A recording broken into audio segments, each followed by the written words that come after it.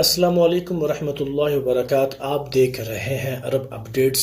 سعودی عرب کے حوالے سے ایک خاص خبر شامل کرتے ہیں، اور یہ ان بھائیوں کے لیے خاص خبر ہے کہ جن بھائیوں نے اپنی فیملیز سعودی عرب میں بلا رکھی ہیں۔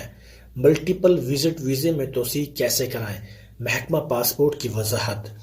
سعودی محکمہ پاسپورٹ نے ملٹیپل وزٹ ویزے میں ابشر کے ذریعے آن لائن غیر مشروط توسیع کے حوالے سے سوشل میڈیا پر گردش کرنے والی اطلاعات کے حوالے سے وضاحت کی ہے کہ اخبار 24 کے مطابق محکمہ پاسپورٹ نے بیان میں کہا ہے کہ سوشل میڈیا پر گردش کرنے والے یہ اطلاع درست نہیں کہ ملٹی پل ویزے میں اس کے ختم ہونے سے 7 روز قبل ابشر کے ذریعے آن لائن توسیع کی جا سکتی ہے۔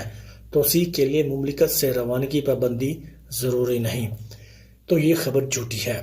محکمہ پاسپورٹ کا کہنا ہے کہ ملٹیپل فیملی ویزے میں توسیع کے حوالے سے ویزا ختم ہونے سے قبل روانگی اور میعاد وغیرہ کے حوالے سے مقررہ ضوابط کی پابندی کی جائے۔ ویزا ختم ہونے کے 3 روز تک توسیع نہ کرانے کی صورت میں تاخیر کا جرمانہ ہوگا۔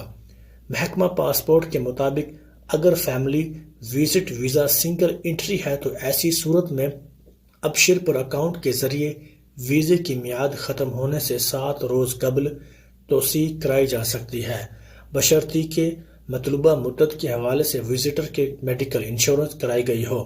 یہ بھی شرط ہے کہ فیملی وزٹ ویزے کی مجموعی مدت 180 دن سے زیادہ نہ ہو رہی ہو۔